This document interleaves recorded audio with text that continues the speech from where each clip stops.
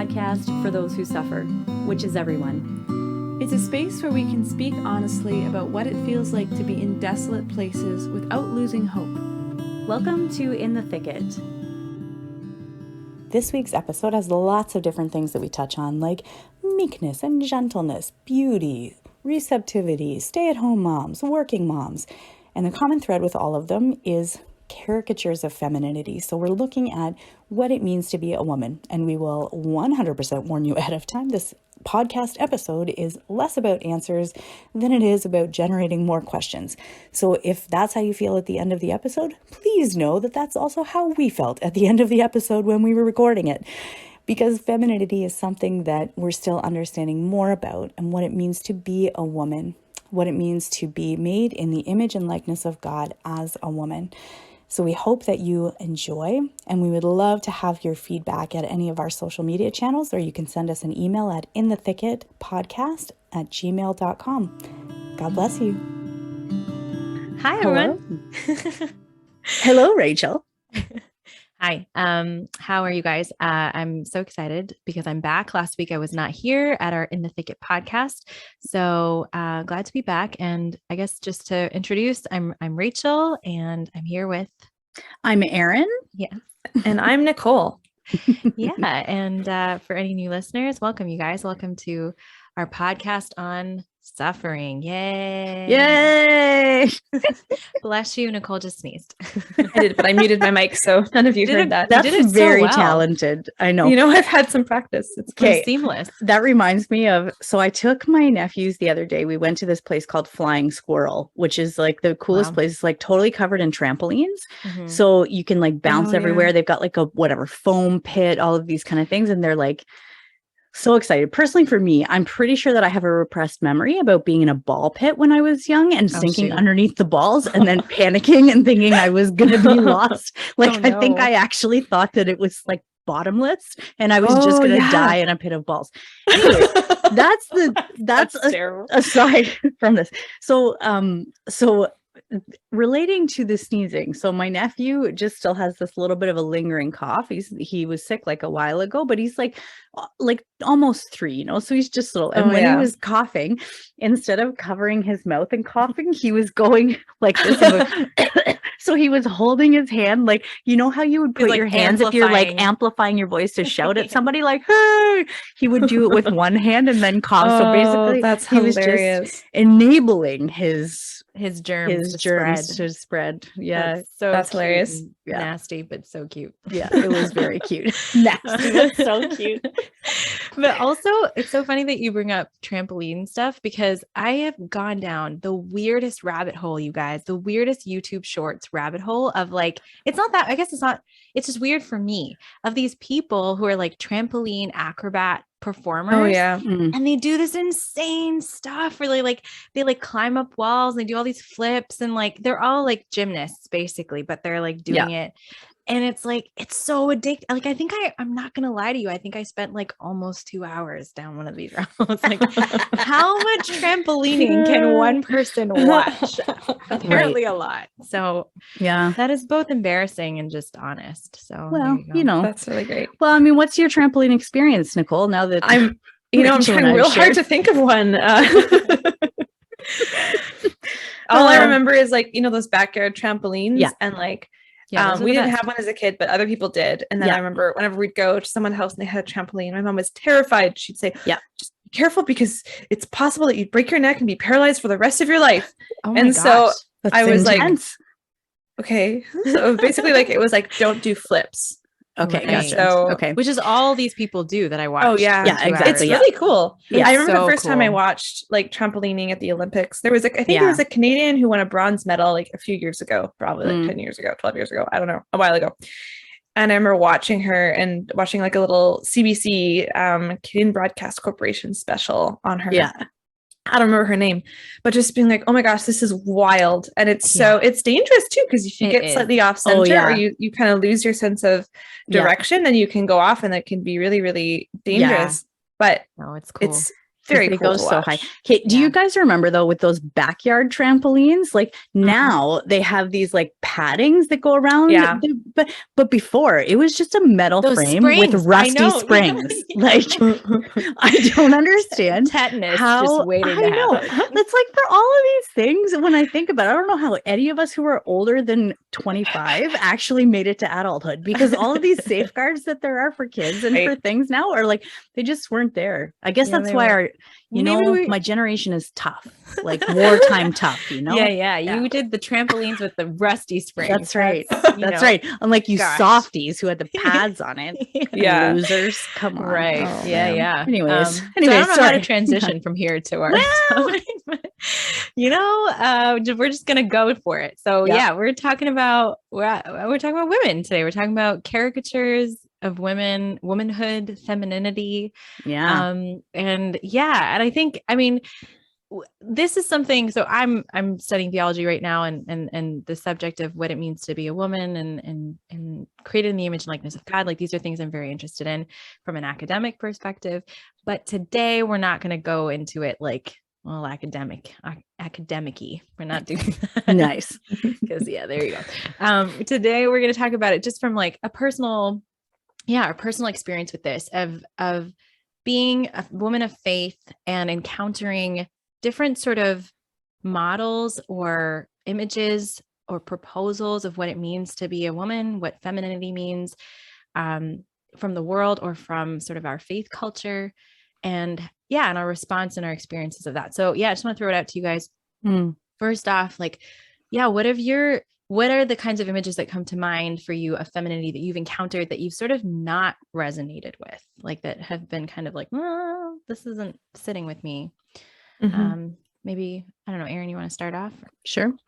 Yeah, so a little bit of just like context for me of these things is coming from this place of when I had a conversion when I was kind of in my early 20s, right? So it was after university, just after I finished university, and my whole university experience was like filled with all of the ideals of women being like strong, independent, but like not in necessarily a good way, but like free of men, competing with men, like forceful. You take what you want, you get your own girl. Like that was kind of the thing.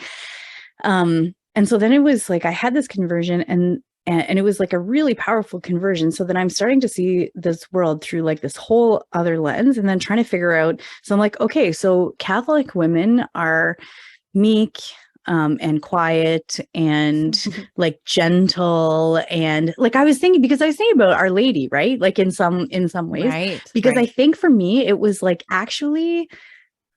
caricatures of her that were first, because like so much of the stuff that we say about Mary, or that we think about Mary sometimes, I think is not actually correct to what like she was like a teenager who got pregnant and had like the courage, and then was like, I'm gonna go travel by myself to a different place. Like all this, like she was feisty, probably. Well, and like, and to tell an angel, like she's talking to an angel, like no problem. Like everybody else is frozen with fear and dies on the spot, but she's like, oh yes, I'm going to ask you for justification for what you're saying. Like there's no, So it was like, for me, I was kind of trying to think about, I felt a lot like I had to hide myself very frequently, because I felt like anybody who knows me for 3 seconds knows that I am fairly outspoken.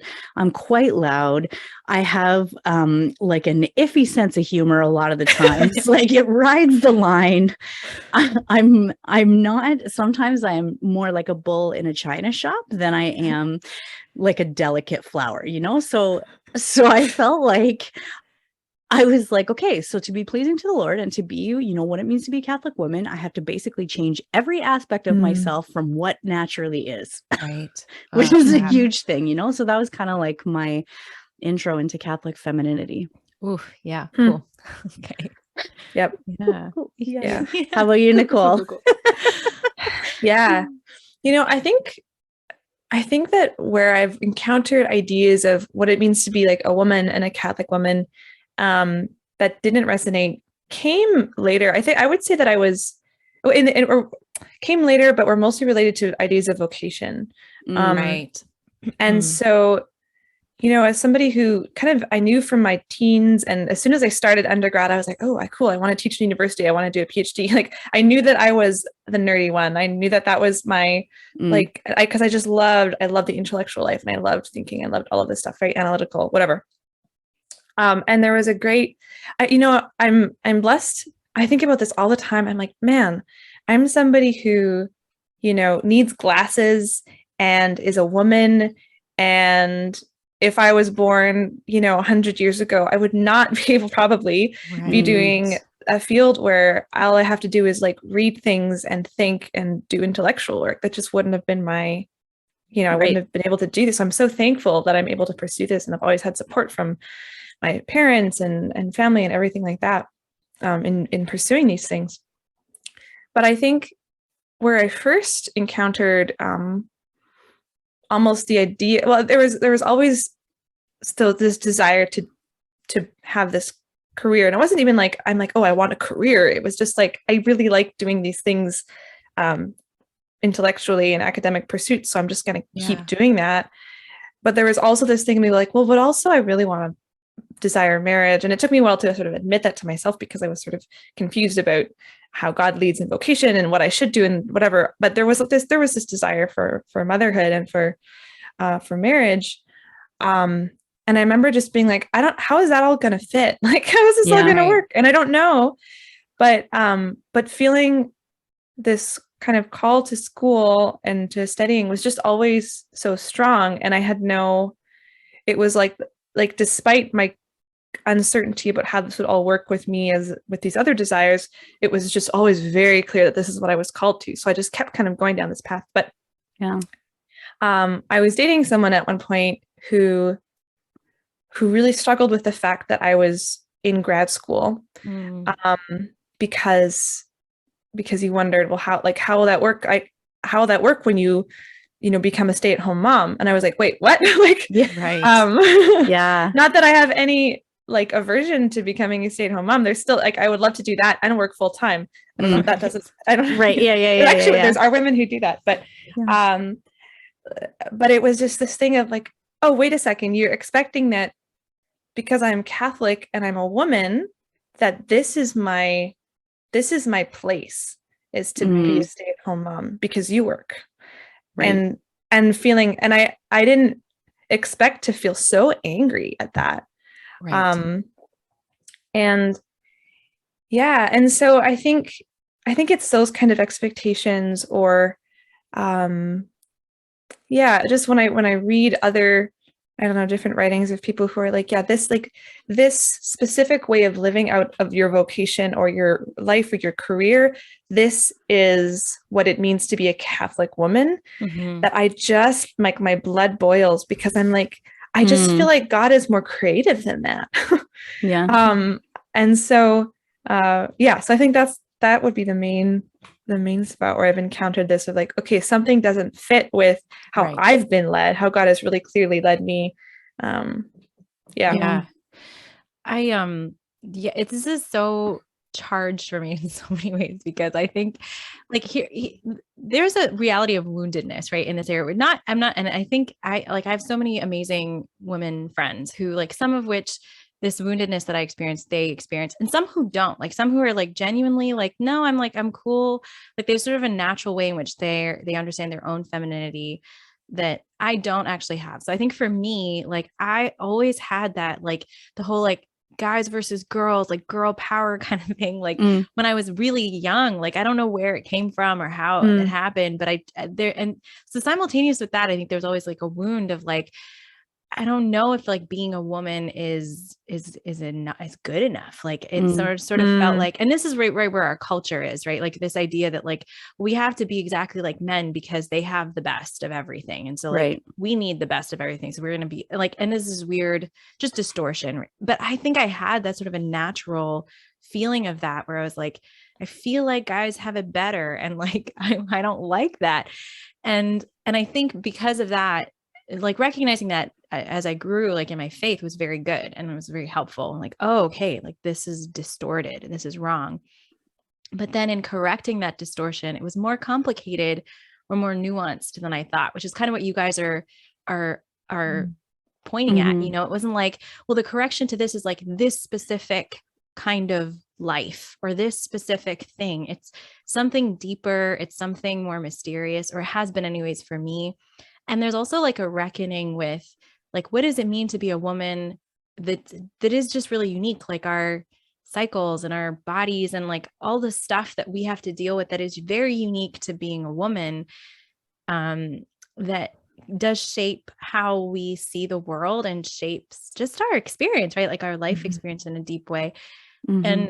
And recognizing like there are limitations, there's limitations that are kind of inscribed into my life because of my womanhood, but that's not bad. So it's like, I'm just like kind of just like picking at different things that I think factor into this equation, but it doesn't mean like you punch all these things into a computer and then it's like, there you go, you know, stay at home mom. This formula. Yeah, that's like homeschool, blah, blah, blah. Your hair should be, you know, moderate length, enough to put into a braid. There should, yeah. It actually reminds me of that quote from St. Edith Stein, where she says, "Women doesn't need what women do; it needs who women are." Like which is like the world doesn't need what women do; it needs what women are. Right. Which is like, because it's so hard, I find, like for me, and I think for most of us, it's so hard to separate who we are from what we do, right? Because we are so surrounded by everything that places so much worth on what you do, what you accomplish, what you know.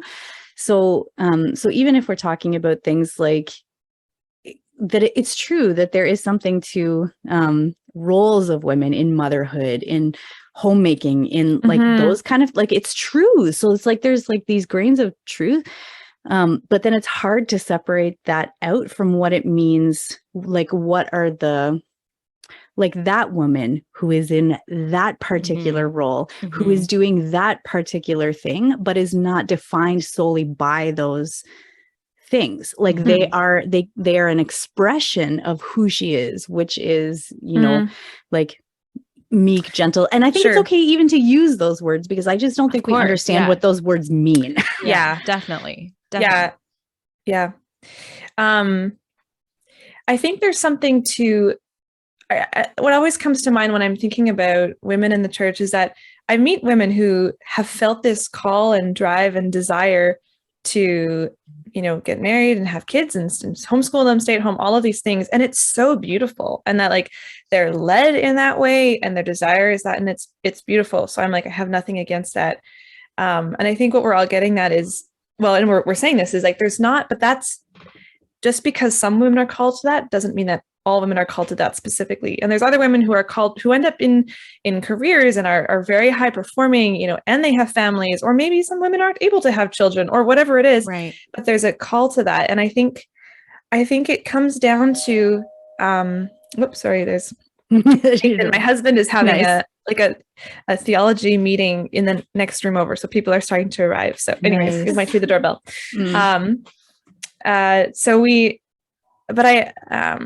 Sorry, I lost my train of thought here. The train of thought has left the station. Let me get it back. We're going to flag it down. Yeah. But everyone is called to something, but it comes down to discernment. And no one on the exterior can discern for us what God is calling us to do. Right? Like, it's between me and the Lord and, you know, my spiritual director, and for me, maybe my husband too, of discerning things. But that's not, so Erin's saying she can hear the background sounds. Well, I'll just, when I'm not talking, I will turn the sounds off. Sorry, folks. That's okay. I was meaning to be like subtle and put it in the chat. I know you were being subtle, but I was like, if you can hear the background, I'll just, you know, tell everything. Anyways. So, and I think that is key. And for me, even like in dating, our expectations of, well, this is how Catholics should date, or this is how Catholics should, you know, and I've had so many expectations, and my dating experience didn't necessarily fit all of those expectations. But what it has come back to for me is like, what do I desire? Right. Like, what gives me life? And then can I truly trust that what gives me life and what I desire on a deeper level, that's actually a sign of where God is leading me. Right. Because I as many times as I'm like, Lord, like if you want me to have kids and be a stay-at-home mom, like I will do that in a second. Like I would love that. I would quit that. So there is a desire for this. And yet this, for me right now, currently my work and teaching and finishing my PhD, that keeps coming in front of me. And it's such a joy in that I'm like, I cannot deny the life that comes to me. And even, talking about how all women are called to be mothers, the motherhood that I am getting to live in encounters with my students sometimes. But yeah, I just think it's we have to bring it back to the level of individual discernment. Yeah. Right. That's my point.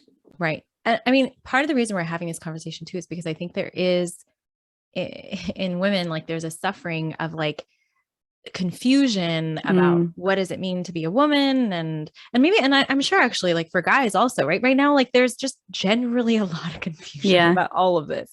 But then from like a faith perspective, you are kind of, and it does help sometimes like to have a concrete image of like, this is what like motherhood could look like, this is what being a spouse could look like. But I think, the suffering, like for me, comes in when I am even not any of those things. Like I'm not a mother, and I'm not a spouse, and I'm not a daughter in a typical way that I used to. Like, so what is my womanhood? What does my femininity mean now? And it's not like, of course, our womanhood and manhood are always kind of in relation to others. Like it's not totally in isolation or something, but it's, so I think this is where what you're saying, Nicole, is really helpful. It's like, okay, the Lord is leading me in this moment specifically in a way, and I need to be listening. But there's also a sense in which like the caricatures of women that we have, and we've kind of just picked one right now, which is like, maybe like the everybody's called to be a stay-at-home mom or something like this. And again, like this is not, my mom was a stay-at-home mom. I love stay-at-home mamas. Like God bless those women, are heroes, but like, but that can become a caricature, or the caricature of like the world shows us, which is like, what you said, Erin, woman domineering kind dominate your world. Well, and here's to use this, so my mom was also a stay-at-home mom, and I remember her, she trained as a teacher. She's great. She taught music and phys ed. She's super cool. And then she had me and decided to stay home, and then they decided to try out homeschooling for 1 year, and ended up homeschooling 5 kids. And but she had someone, my siblings and I were involved in this school division choir when we were in high school. It was great. It was such a wonderful experience. And one of the conductors came up to my mom one time and said, like you're this music teacher, and you obviously are talented, whatever. Like, why are you, in a sense, wasting your time and talents just staying at home with only 5 kids? You could have reached so many more children. Wow. That's a little bit bold. Yeah, interesting, right? Gosh. And my mom, like, she kind of like, it didn't hit her. Like, she was like, in her mind, she's like, but I've chosen to invest deeply in my 5 children, and they're going to go out and reach a lot of people. And that's my call. But it was also this thing of like, in her mind, she was like, she doesn't really understand what it means. Right. Like she doesn't understand what it means to live this vocation of being at home and like nurturing children, and, in that more kind of direct way, and while forsaking all other kids and other people's kids. Right. So I think, as you say, Rachel, it can go both ways. Right. And that's why it comes down to like, can I be convicted enough in what God is calling me to do to withstand all of the criticism that comes? I feel like as women, no matter what we end up in how we live out our vocations, we're going to get criticism from someone. And can we be solid enough in our identity as a daughter of God to say, it doesn't matter what other people think, because this is how I'm living out my call. And I think that's just hard to do. It is hard to do. It is hard to do. Yeah. I was going to say, in some senses, it's like, because I was thinking about this, I think I might have talked about this in another episode before, but I remember watching a friend who had become a sister, and she was on something where somebody was interviewing her. And I remember her speaking and seeing the way that she speaks. And so for those of you, if this is maybe the first episode you're listening to, I'm a consecrated virgin, which is like a spouse of Christ in the same way that a nun is the spouse of Christ. It's a consecrated vocation. And listening to her speak and hearing like the joy and the gentleness and the goodness in her voice, and just like, and knowing her, I felt like the deepest, the biggest failure as a consecrated person that has ever existed in the world, because I'm like, I'm not that. And I can think about so many of the sisters that I know, or even consecrated virgins that I know. And there's like something beautiful about the way they receive women. And I feel like I can see this shortcoming in myself in this way. But then at the same time, it's like the Lord has also then pointed out to me things about myself that he has given me as gifts and that are like unique to me, like that my motherhood looks different, like it's expressed in a different way, it shows up in a different way, and that it's like, and so I'm hearing like, even when you're talking about, Nicole, about being like led specifically into things, I feel like it's like ultimately being led into holiness, because if we're growing holier, if we're becoming like, holiness is about becoming more and more ourself. Yes. It's like having all of the parts of ourself that are wounded by sin and are like perverted in a sense, like that's a, you know, and I use that word in the kind of like the desires that we have that are distorted from what they should be drawn to, which is God. So like, as those things become ironed out, then it's like we will become more and more womanly, as we are designed to by God, you know? And so, okay. So here we've kind of gone all over the place, and like, honestly, this conversation is going to be messy, because there's a lot of things that it's not like a logical, like, this is what it means to be a woman. This is exactly our point. Like it's more complicated than that. And right now it's really messy in the world, and it's really messy in my life. Like, it's messy. Also, I'm a very analytical thinker, but my brain is like a multiple ping pong games going on all the time, and it's bouncing all over the place. And that's like, I know that's a stereotype of the feminine brain, but maybe we're just allowing this to happen right now. Of like, let's just let all our brains go and make spaghetti and see what comes out. Like, what brilliance appears. If like a very lilinear thinking guy is listening to this episode and you've gotten this like, far, you are nuts. congratulations. You're amazing. Right. Exactly. That's amazing. But yeah, no, I think it's also hard because, and this is a very personal experience.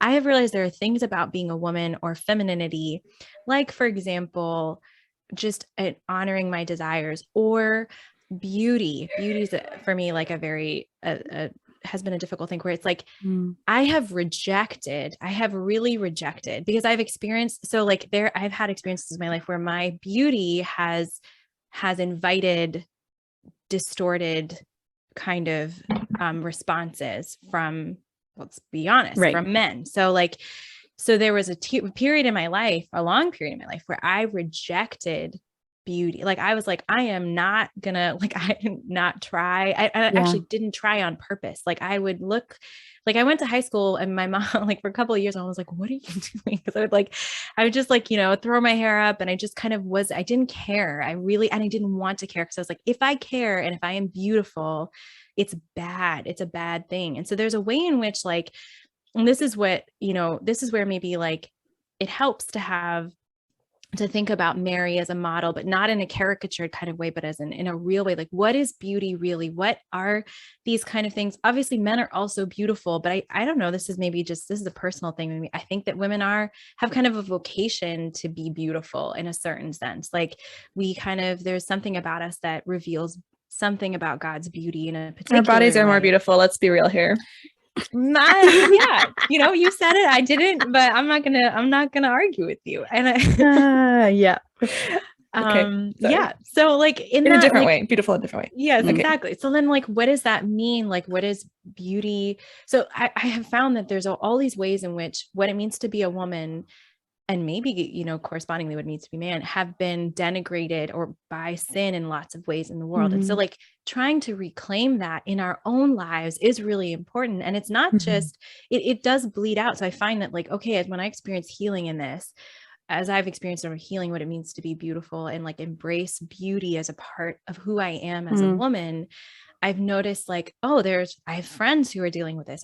So there are ways in which, like, it's not like our womanhoods, I guess I'm saying this to say that we're saying individual discernment is really key, but it's not key because, like, your womanhood is just kind of in a closeted, closed off space separate from other women. No, there is a shared experience of what it means to be a woman. And it's maybe difficult to spell out, but it's actually not that difficult once you start living your womanhood more and more, to experience that connection with other women, be like, oh, you're also struggling in this way.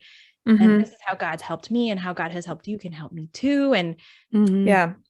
And there's, so Nathan, my husband, who's doing his PhD in theology, he talks about this concept of like unity and difference, the one and the many, diversity and oneness, or whatever, and so in that, we're, as each of us as individual women, we reflect the nature of God in some way as individuals, but also as a group. Right. So there's a sense in which, we are the same, but we're the same in the midst of all of our individual differences. And what does that mean? And it's a distortion to say, oh, we're all completely individual and there's nothing in common. It's also a distortion to say we're all the same, and what it means to be a woman is exactly the same. It's a both and. Right. And I think therein lies the detail. It's easy to kind of skew one way or the other. Yeah. I've heard an image of a diamond for that before, because a diamond, if you have like a multifaceted diamond, it's like made of the same thing. It's, like it kind of acts similar ways in light. It does like all of those kind of things. But then depending on like the shape of the facet or the position where the light is, or all of those kind of things, like each of those different facets can reflect something different, or can reveal something different, or can, which is like, I wanted to actually come back to what you were saying even before about like rejecting beauty, Rachel, with that. Because I feel like we can do that with anything. Like there is such a beautiful vulnerability that women have that is particular to women, because there is a receptiveness, right? Like there's something that is intrinsically receptive, or is meant to be receptive in the heart of a woman. And that takes a good deal of vulnerability to have the heart open, to be like a landing place for other people. But then it's like, it's so easy to reject that, because of our experiences of having people abuse that in us, and I feel like it's that with a lot of the things that are the particular gifts of women, is like the experience of having those things taken advantage of, or abused, or whatever, then teaches us that we need to kind of close those things off, or like we can't be gentle, because then people are going to kick us around. We can't be meek, because then we're not going to have our voice heard. We can't, like all of those kind of things. And there's like such a strength in this, is what I've discovered, as like God has been healing me in these ways. There is such a strength in reclaiming that. And it's not a strength that you have to sort of prove. It's a strength that's, it just is, so like, and I think for me, like, okay, we'll stick with the beauty thing, or even like attraction. Like there's ways in which I would shut that down in my life. Like, I'm attracted to someone, like, well, no, like, I don't want that, because I know, which is dumb, because if you want to be married, like I do, that's kind of important. But like, there was a time in my life, for lots of reasons, and for many, like there were lots of wounds and all these things associated, whereas like, I didn't know how to just let myself be attracted to people. And there's a way in which a woman is attracted to, I'm talking in a romantic context, attracted to a man. And it's like, it's beautiful and it's invitational. It's not like, right. And like when you see someone who's like a woman who's like in love, or a woman who's like attracted, like there's something like beautiful about her that is not just physical. It's like kind of emanates out of her, And it's like, and there's a strength in that. There's a deepness to that is not just like infatuation or something, It's a woman who's allowed herself to be vulnerable enough to say, I love this person, and there's something intangible that's really beautiful about that. Yes. Yeah. And it is like that identity, like even just to share, like I went on a retreat recently, and the day before, the morning I left, actually, there was this time of grace with the Lord where he basically said, I'm giving you a gift. And it's a gift of confidence. And I was like, okay, great. So confidence in you. And I was like thinking about, like being confident in the Lord, like whatever. But then over the next few days, as I was praying, he was very clear. He's like, no, it's you having confidence in yourself. But for me specifically, it was in my vocation. I'm a bride. I'm a bride. And it's like, there's something that has been so freeing in that and is so good when he gives. So this is what I was saying, because all of these things, it's like sometimes we try and work ourselves into these images so hard, or into what we think we should be so hard, but it's actually the opposite. It's a letting go of things and allowing God to bring forward the identity that is already there. You know? Yeah. That's beautiful. That is beautiful. Girl. No, but honestly, I love that so much, because I think that's getting at the heart of maybe why we wanted to do this episode, because I think there is kind of this really not great striving, like grasping that we can do as women. And this is what we're kind of getting at with the caricatures. Like, oh gosh, I have to like be that kind of single person, or that kind of wife, or that kind of mom, or this kind of consecrated person. Like, and you're just grasping and you're striving, and then that's not it. That's just not it. Just like open your hands, let it go, you know? To be who we already are. We don't have to try to be anything. We just have to come to know who we are and who the Lord sees us as.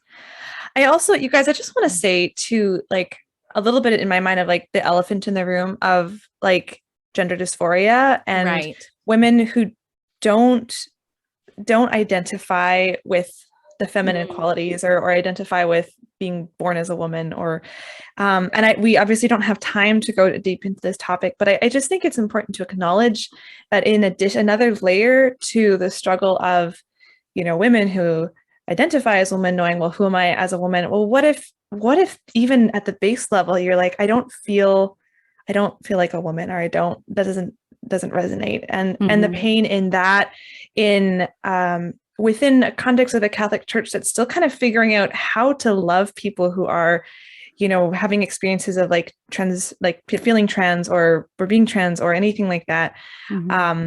So I just want to say that, like, I don't know what to say with that. I don't know how to, you know, but I just want to acknowledge that might be the experience of some folks who are listening, and that, that I just want to acknowledge that and say that I don't know what to say, but I want there to be a place, and I want there to be healing, or be a sense of solid identity in the church, and in some way. I'm just gonna let myself be awkward with this. I really don't know how to frame this, but I just think it's important to acknowledge. It's just an awkward conversation. It's true, because even like, I mean, like, it's also good to say that like all three of us believe and profess all the things that the church believes and professes, you know, about who we are created as men and women, and all of these kind of things.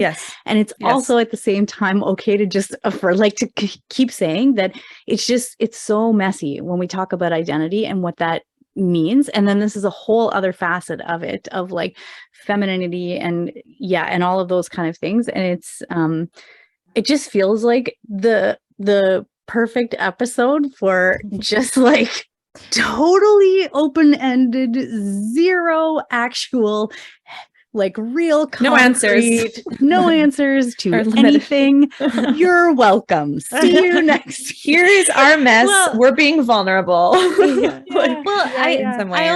think, I mean, I do want to say, I don't think there's no answers, in the sense that, like, of course, I mean, like, this is what Erin's saying is like, okay, this is messy and crazy, and yes, and especially right now in the world when it comes to gender, like you were saying, Nicole, like there is the reality of gender dysphoria, and there's the reality of like people having all kinds of other confusions that get mashed up with gender dysphoria, and there's like all kinds of things going on that are very confusing and difficult that many people are kind of dealing with right now. And this kind of conversation sort of like, you know, pokes at all of that stuff. And so I appreciate that, because that is, that's a big thing that's happening in the world right now that we don't really, I don't think anyone really understands in a very kind of deep way, you know? So, and we're not claiming to either, but to recognize that is the experience of some folks. But also in terms of the no answers thing, I think the one answer that we have is that it is that our identity, first of all, is child of God, right? And then daughter, son of God. And then it's him who tells us who we are. It's him who heals us. It's him who reintegrates sort of all of these pieces that are shattered in us in different kinds of ways. And, you know, and these are important things to bring to him. Like, you know, you don't have to find a cookie cutter image to try to mash yourself Yeah. into. Right. You have to go to the one who made you, and he will sort of reshape you, like he will sort of give you your shape, or the shape, not reach, but give you the shape he always intended you to have. Yeah. And And that's the answer. That's the answer. Yeah. No, the answer, it's true, go to though. Jesus. Because Go to whatever Jesus, right? the identity is, like, we all have identities and things that are not God, right? Like things that we kind of cling to. But it's like, it's just so beautiful that God doesn't come to us and say, you have to let go of those things for me to give you your real identity. Because he does in some ways, but it's almost like he like allows our real identity to come up in us and supplant these things, so that it's not like he asks us to step out into this place of complete existential, like, whateverness, so that he, who am I? like, he just is very gentle. He's very tender. He's very, like, he sees, and he goes as we're ready to receive things, So it's like somebody who, when you're, you're having an emotional crisis, and somebody who's just willing to take you in their arms and just hold you. And it's like, wherever you're at, it's okay. And let you return to a place where you're like, oh yeah, okay, here I am, here's me again, I don't feel so dysregulated, right? Like Christ does that to us. He can hold us. So in a certain sense, that is quite feminine, isn't it? Like, there's like the reality of like receptivity that we're talking about, like being able to receive. And obviously, like, this is something men and women have to do, but there's part of like a particular kind of charism of womanhood that is this receptive kind of thing. Okay, so that was, there you go. Oh my gosh, that's funny. I'm like, okay, so we'll tell you next episode how many letters we've received. No.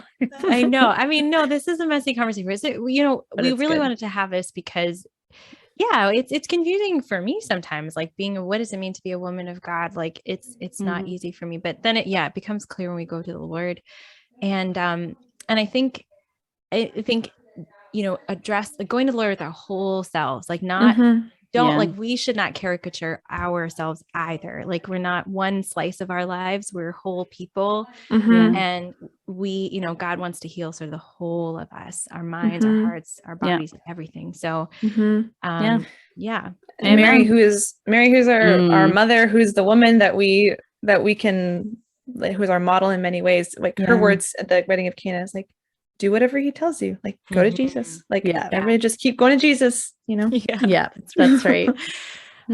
So in that vein of going to Jesus, I'm going to share the God wink today, which is I've been having this is a funny conversation to have at the end of a week, where I feel like I use this phrase a lot, like, I just feel like a pancake of a person, like, I just like completely like flattened out, just like, I'm so exhausted, there's no dimension left in me, I'm just totally pancaked. So that's sort of how I feel this week. And I'm still adjusting. Like, it's been, a few months since I've moved, and I don't know, there's just a lot of things in my life that just don't look the same that they did. And I sort of feel like a stranger sometimes in my own life. I'm like, what is my life right now? It's so different. It's unrecognizable to me. And God this week has just been like, you only need me. Like, this has kind of been the theme of my week, of him just being like, forget about working hard, forget about like friends and community. And I've met some wonderful people. I'm not saying I don't, but like, he's just kind of been hammering this home, like, forget about everything else, and just like, you just need me. And today I had a day where, like, I woke up kind of late, and so it was already kind of a crappy start to the day. And I realized about 11 a.m., like, oh my gosh, it's John Paul II's feast day. And I'm studying at the JP2 Institute. So it's like, it's an important big deal for me. Sure. Yeah. So it's like, I got to make it to mass. And there was a mass I was trying to make with some friends that was 45 minutes away, and I was just not going to make it. And then I realized, like, oh, we have a shrine in town, like 20 minutes away from me, for JP2. Like, there's this big John Paul II shrine in DC, which is beautiful. If you're in DC, you've got to check it out.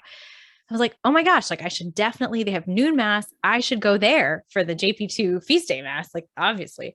So I went, and it was amazing. Like, they had this epic, a cardinal said the mass, they had a relic of John Paul II there. It was like this epic, like, mass. And they ended with this huge procession out to the statue of John Paul II. We got to put our candles of like our intentions there, and there was singing, and it was just so intense. And I just felt like so there's two things that came up for me. One was the Cardinal mentioned John Paul II's, very frequent phrase, like, be not afraid. Mm-hmm. And I realized the Lord, this is a very important verse in my life from Isaiah as well. And I just realized the Lord was just saying that to me again, like, don't be afraid, just like let go of all your expectations of yourself and just hold on to me. So that was one thing. And then the other thing was like, it was in the hymn at communion, and the hymn was like, like something about the light of Christ being in us. And part of the hymn was this lyric, like, let not my doubts nor my darkness speak to me. Like, let your light, like, into, like, basically, like, give me your light and let not my darkness or my doubts speak to me. And I was like, Beautiful. This is like, thank you, God. Like, this is what I need to hear, because I feel like all week, that's exactly what's been happening. Like, my darkness and my doubts have been speaking to me. And today it was like, nope, that's not going to happen. No more. Get out. Amen. So yeah, that's beautiful. Yeah. All right, ladies. Happy JP2 feast day. Happy JP2 feast day. It won't be when we air this, but it's very true, but that's okay. Happy belated. Yeah, happy belated. Yeah. We'd love to hear your thoughts though, so let us know your thoughts. Yeah, exactly, we would. Hey, God bless you guys. God bless you guys. We're looking forward to being with you next week. Bye. Thank you for joining us for this episode of In the Thicket. If you like what you hear, give us a rating and hit that subscribe button. We have new episodes every Monday with more stories and honest conversations about life when the going gets rough, and the hope and humor amidst it all. We'd love for you to join our community on Instagram and Facebook at In the Thicket Podcast. While you're there, let us know how we can pray for you. God bless, and see you next week.